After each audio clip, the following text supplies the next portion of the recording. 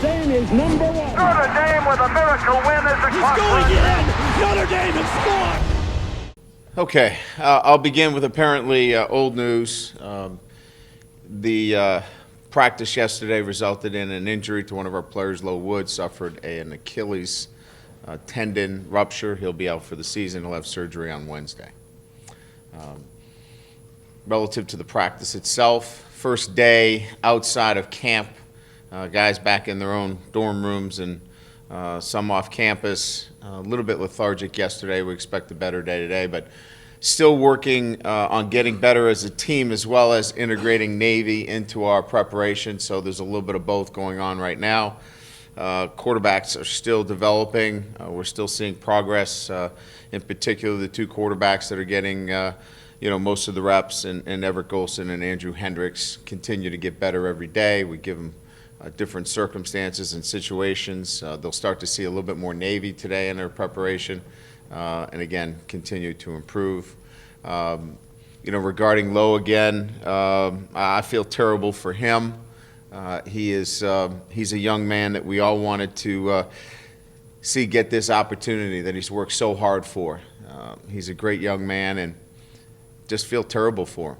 But I feel really good about the other 5 corners that we have as well. And, we've got 5 scholarship corners that we believe can play the kind of football necessary for us to be successful. So we'll move forward at that position. We think we've got enough depth there to play very good football.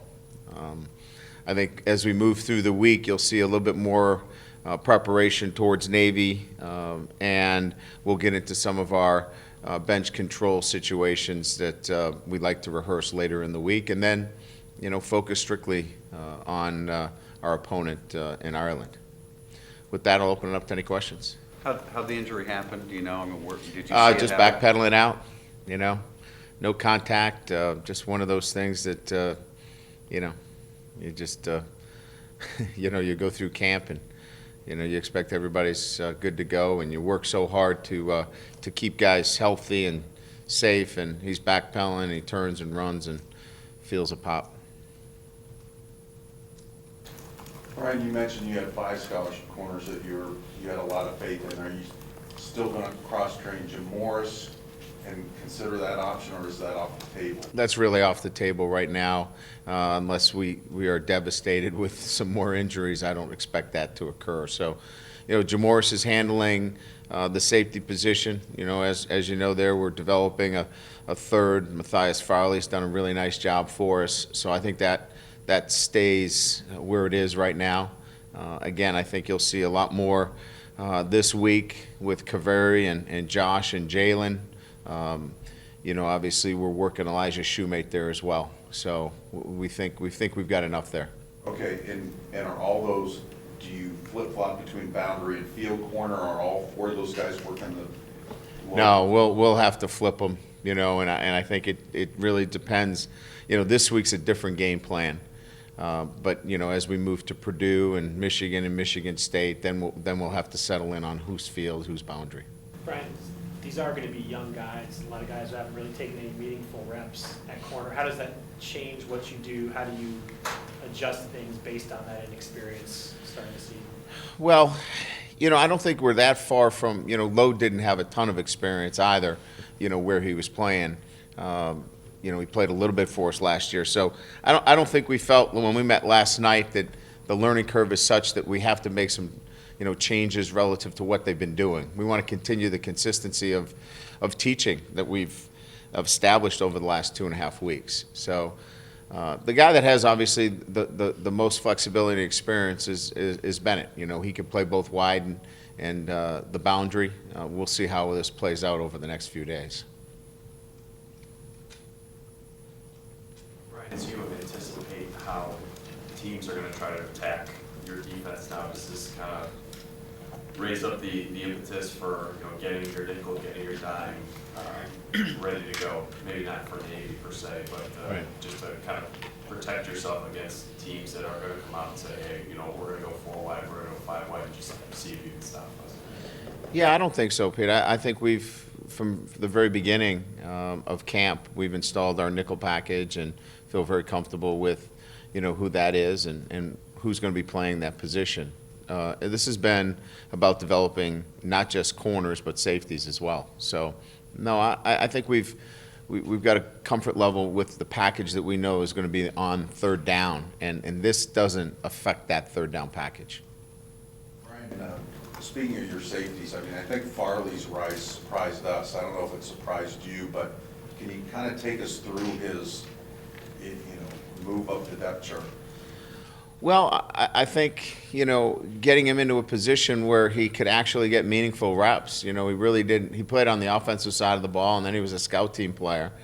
So he really didn't have an opportunity to show himself. I think, and I mentioned this earlier, that he came in this summer really committed. He's in the best shape of his life. He's lost some weight. And quite frankly, we've got two outstanding coaches back there, and Coach Elliott and Coach Cooks. They can get kids ready back there in a very short period of time. So I think the combination of getting that coaching and getting the opportunity and then physically being in the best shape of his life in terms of the position he knew he was going to be playing. He came in here with a lot of, am I a receiver? Am I a defensive back? Where am I playing? And I just think all those things coming together at once have allowed him to grow as a player. Where are you with the kicking job? Has that been settled, decided? No, we'll have two more auditions. I think it's still, we talked about Tausch, obviously the consistency that he's shown. We think Kyle may be a guy that kicks from a little bit deeper. And then from a kickoff standpoint, we want to put that thing out of the end zone. So it's still not decided totally, but I think we got a good idea of who those guys are. And of course, Turk is going to be our starting punter there. But Kyle Brinson gives you a lot of flexibility because he can punt, kick off, and do your field goal extra point work. And if you're looking towards next year, there's a guy that possibly, if could compete for all three of those positions. So we're in a pretty good situation to have some depth there. Brian, the practice schedule originally was real early morning, switched to late afternoons. Just kind of walk us through your thinking about taking that off the table. Yeah, I didn't want to get to a point where our guys were fatigued, and getting up at 5:30 in the morning, I was concerned. We had a really good schedule. Our guys felt good. Their legs felt good. I didn't want to mess with that, even though the master plan looked really good when we put it together. As we go through 2 weeks of practice and you get a good sense of where your team is, I didn't feel it was necessary for us to go this week. Of course, it's on our schedule for next week, and I think that's more prudent to be getting up the kids earlier, getting ready for that 9 a.m. start on their clock here. But that's what went into it, is getting a feel for the team after 2 weeks that maybe we didn't need to get up that early this week. All right, what have you seen from the freshman corners who obviously somebody's going to have to help in some fashion? So Yeah. three new guys, like with their progression from the last 2.5, 3 weeks. Well, I'll start with the guys that were here. Josh and Jalen have improved dramatically through just having like I mentioned with Matthias, the ability to be coached and have taken to it very well. Technique is much better. And there's one thing that scares me the most, and that's when you have slow corners. We don't have any slow corners.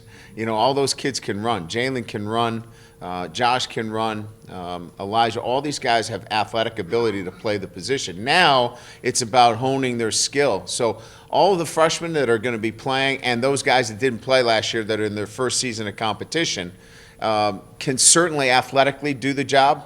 Now it's a matter of how quickly they can pick up the technique and discipline, which is so important in playing that position. So I think at the end of the day, what we're talking about is very talented players at that position that just need the experience and just need an opportunity.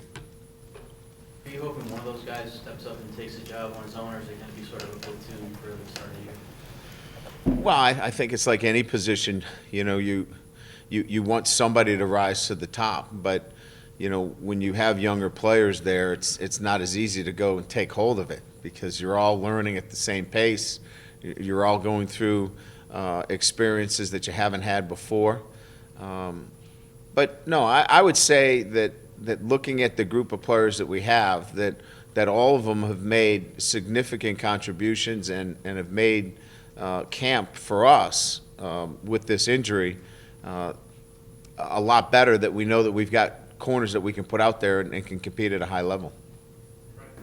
Achilles is a pretty tough injury to come back from. I know it's really early, but, I mean, how long of a, obviously, end of the season? Yeah, 4 to 6 months. You know, we expect him back for spring football, certainly. Brian, we talk about Prince a lot. How has Ishak kind of handled that competition, and then how's he progressed through August?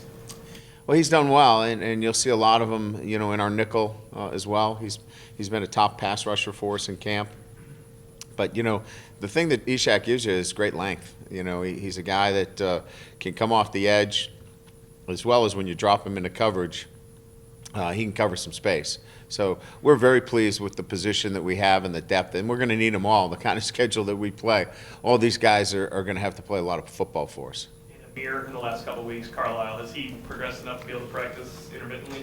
Not yet. No, we're on a timetable there that probably puts us into next week before we start to run him out again. But his spirits are good. He's confident in the plan that we have, and a lot of times you have to have confidence in the plan that you've put in front of the young man, and he feels really good about where he is, and he expects to get back in the mix next week. Ryan, for us depth chart engineers, Devontae is a guy that played some corner in high school and was pretty good at it. What have you seen from him on offense that makes you want to keep him there, and also what have you seen from him in the return game? Well, he was certainly an option for us. I think, you know, that decision's already been made when we moved Kaveri Russell to defense over Devontae. So we had those conversations, Eric, about his ability to play both sides of the ball, but we weren't going to move two of those players to the defensive side of the ball. So I think that's already been answered. From an offensive standpoint, he's an electric runner with the ball. I mean, he's exciting with the ball in his hands. He's learning. Every day is a new experience for him, but he comes with a great attitude, and he loves the game. And I think if there's one thing that I really enjoy about our freshman class is they love to play. All these guys are not afraid to step out there and compete. Brian, as you move through this week and then next week, game week, will you start to adjust the 11-on-11 reps that you're doing? Yeah, we have to, because we need to get scout teams prepared, and certainly that means that you're not going to have as much time, you know, going ones versus ones. We'll still have a little bit of it. I've always maintained that throughout the season. We'll always go against our defense just for the speed of the game. But that definitely starts to cut back. It started to cut back today, matter of fact, for the first time, and we'll continue to cut that back until we have a balance of Navy versus Notre Dame and Notre Dame versus Notre Dame within the practice structure. And you talked last week about, you know, adjusting the reps the quarterbacks were getting. Did you make a decision on that yesterday? No, not yet. We're still pretty balanced with the reps. We had some more things that we wanted to see. We saw some areas of improvement that we needed. So both of those guys received very similar reps the last couple of days. We're still not there yet, but we're moving in the right direction. Brian, with Nick Martin, all things equal, if you had your choice of where you wanted to project him long term, would it be guard or tackle? And also, is Tate Nichols' situation still kind of where you thought that he'd be back in a week or so? Yeah, he's going to start. We started moving him yesterday. I would say he's at least. I don't see him ready for Navy, but he's a couple of weeks from being able to probably get in there and compete. You know, with the knee, you know, we'll need to obviously be careful with what we do with him to have him ready on Saturdays. But I expect he's not ready for Navy, maybe the week after. As it relates to Nick, you know, I think we'd like to settle on one position. We just don't have that luxury right now this year. Next year, as you know, we'll have a better situation with the depth on the offensive line. But I think he knows that he's going to have to be prepared to play both right now. And then I think next year we can be more definitive as to where he plays. Yes. Are you sure who's going to replace Lowood yet? Am I sure? I'm absolutely sure. No, I'm absolutely sure who's going to replace him. It's just a matter of, you know, where and when, in terms of when is that decision going to be made. We know that we've got 4 corners outside of Bennett that are going to compete, and we know all of them can play that position. Now they're on stage. They get an opportunity over the next 10 days to determine who that's going to be. So do you not announce that then just for the sake of competition to get those other three guys more up to speed as possible? No, Kaveri's been getting a lot of the 2 reps, as has Jalen and Josh have split 2 reps. So, all of them know that they're right there. So I don't think it'll be a surprise one way or the other. It's just, when we go out on the field today, I don't think that that's going to be the end all as to who that starting corner is. You kind of mentioned field boundary, those distinctions maybe dissolve a little bit. For Bennett, is that a pretty easy flip? I mean, can he just walk over there and play field, without too much of a learning curve? There's a very small learning curve for the field. There's more that you need to know into the boundary because you're at the point of attack. There's more things that you have to be involved in terms of blitz package and pressures and different things. So there's a lot more of a learning curve as it relates to the boundary. Now, on the other hand, you're into a short field, and generally you get help over the top. So, you know what I mean? We can make the case, what's better. I think Bennett understands he's got to do what's best for the team, and then we've got to be able to slot the right guy in there for Navy first, and then move from there. I just want to ask you on Jalen specifically. I think when camp opened, you kind of had him outside. He was kind of in a different category. You hadn't seen a whole lot from him. Didn't really. Maybe we're still learning about him. What are some of the things he's really specifically shown you over the last couple of weeks that make you feel good that you got something from there? I think just growing up and maturing and taking practice, every day as an important day. And again, I caution to say anything about these guys because they haven't gotten a lot of work. He was on scout team, and his good days are when he wanted to go against Michael Floyd. So it's like that for all these guys: Matharis Farley, Jalen Brown, Josh Atkinson. They really haven't been coached. Now they're getting the opportunity to coach, and they can see themselves now fitting in and playing some football. So I think it's just a matter of time giving these kids an opportunity. They're very talented. I mean, Jalen Brown can flat out run. I mean, we had one time where George Atkinson broke loose on the outside and Jalen came all the way across the field, and it was like, wow, that guy can run. So the athletic ability is there. I think now they see there's light at the end of the tunnel, and it kind of changes the way they go to practice. Coach, could you talk about Navy and just what you guys have put in for them and what you know about them? Well, we're much more accustomed to the style of offense now after playing them the last couple of years. Certainly, they're still difficult to defend. They're always going to have some new wrinkles. With the quarterback they have this year, there's going to be an opportunity for them to throw the ball more effectively, maybe than when they had Proctor, who was much more of a running quarterback. Doesn't mean they're not going to run the ball. They certainly are. But I think we've got a good understanding of their system. It's very difficult. You have to be disciplined. At the end of the day, your defense has to play, disciplined football. We did that last year. We'll have to do that again. And that's the tough part about this defense this offense that you play. You can't let your guard down for one moment, and we know that about them. Defensively, they've run a similar system for a number of years. They're not a big gambling defense. They're going to do a great job of keeping the ball in front of them and minimizing big plays. And in a sense, if you do score on them, they make you lose a lot of clock. And of course, on the other end, Navy's shortening the game as well. So the dynamic of shortening the game on both sides is one that has to play into our game plan. There has to be a balance of going there and being able to enjoy Ireland on the same plane. It's the first game of the season. It's a very important. I love everything about Ireland. I'm not a big fan of playing football games in Ireland. I'd rather play them right here.